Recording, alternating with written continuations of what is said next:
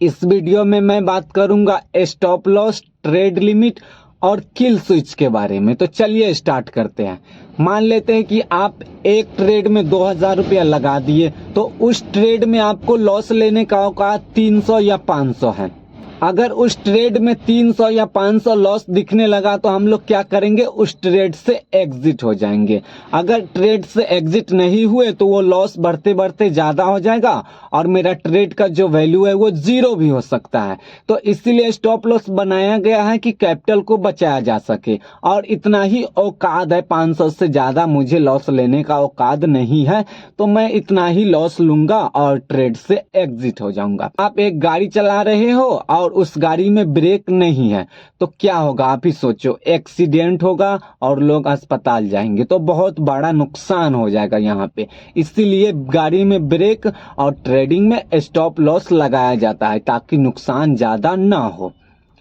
उसके बाद चलते हैं ट्रेड लिमिट में। ये क्या है? ट्रेड लिमिट, मान लेते हैं आप एक ट्रेड किए, उसमें 500 का आपको लॉस लग गया, फिर अगला ट्रेड किए उसमें भी 500 का लॉस लगा दिए, फिर आगे भी ट्रेड कर दिए उसमें भी 500 का लॉस लगा दिए।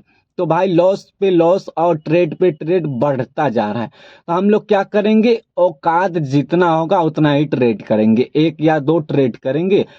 हमें सफल ट्रेड चाहिए, ज्यादा ट्रेड नहीं चाहिए। ज्यादा ट्रेड में नुकसान ही होता है, ब्रोकर का इसमें बहुत ज्यादा फायदा होता है, और जो रिटेलर है, क्लाइंट है, उसका नुकसान होता है बहुत ज्यादा।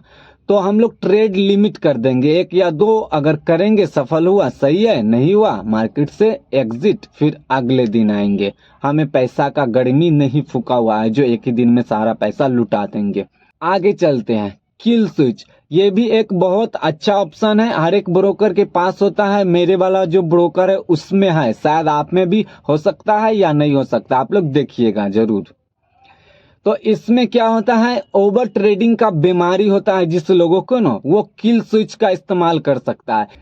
किल स्विच का इस्तेमाल करने से ये होगा कि ना तो आप उस दिन ट्रेड को खरीद सकते हैं और ना ही ट्रेड बेच सकते हैं, ना ही शेयर्स खरीद सकते हैं और ना ऑप्शन ट्रेडिंग। उसमें बंद करने का ऑप्शन होता है कि क्या क्या आपको उस दिन बंद करना है। अगर ये कर दिए तो ना तो आपको खरीदाएगा और ना ही बिकेगा, तो ये होगा ही नहीं, तो आप ओवर ट्रेड करोगे ही नहीं।